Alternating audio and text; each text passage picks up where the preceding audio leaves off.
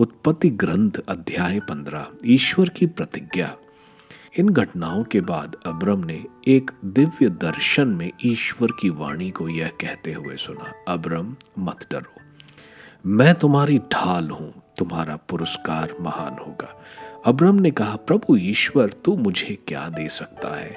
मैं निसंतान हूं और मेरे घर का उत्तराधिकारी दमिश्क का एलीआजर है। अब्रम ने फिर कहा, तूने मुझे कोई संतान नहीं दी, मेरा नौकर मेरा उत्तराधिकारी होगा। तब प्रभु ने उससे यह कहा, वह तुम्हारा उत्तराधिकारी नहीं होगा, तुम्हारा औरस पुत्र ही तुम्हारा उत्तराधिकारी होगा। ईश्वर ने अब्रम को बाहर ले जाकर कहा, आकाश की ओर दृष्टि लगाओ और संभव हो तो तारों की गिनती करो। उसने उससे यह भी कहा, तुम्हारी संतति इतनी ही बड़ी होगी। अब्रम ने ईश्वर में विश्वास किया और इस कारण प्रभु ने उसे धार्मिक माना। प्रभु ने उससे कहा, मैं वही प्रभु हूं जो तुम्हें इस देश का उत्तराधिकारी बनाने के लिए खलदेयों के उर नामक नगर से निकाल लाया था। अब्रम ने उत्तर दिया, प्रभु मेरे ईश्वर, मैं यह कैसे जान पाऊंगा कि इस पर मेरा अधिकार हो जाएगा?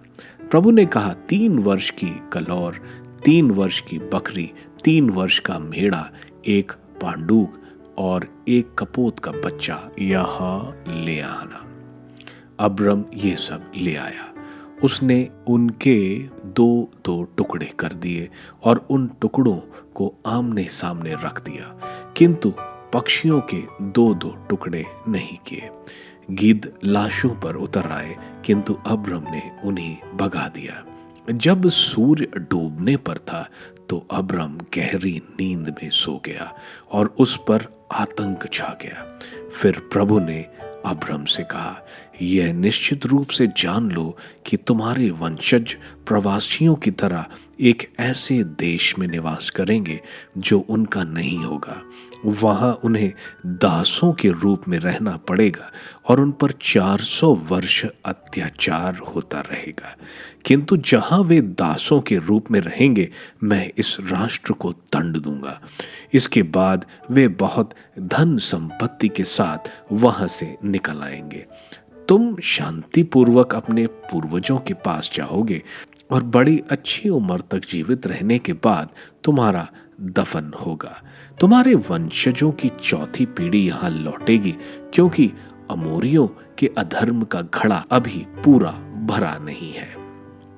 सूर्य डूबने तथा गहरा अंधकार हो जाने पर एक दुआती हुई अंगीठी तथा एक जलती हुई मशाल दिखाई पड़ी, जो जानवरों के उन टुकड़ों के बीच से होते हुए आगे निकल गई। उस दिन प्रभु ने यह कहकर अब्राम के लिए अपना विधान प्रकट किया, मैं मिस्र की नदी से लेकर महानदी अर्थात फरात नदी तक का यह देश तुम्हारे वंशजों को देता हूँ। वह भूभाग जहाँ कैनी, कनीजी, कदमोनी, हित्ती, परिजी, रफाई, अमोरी, कनानी, गिरगाशी और यबूसी लोग रहते हैं।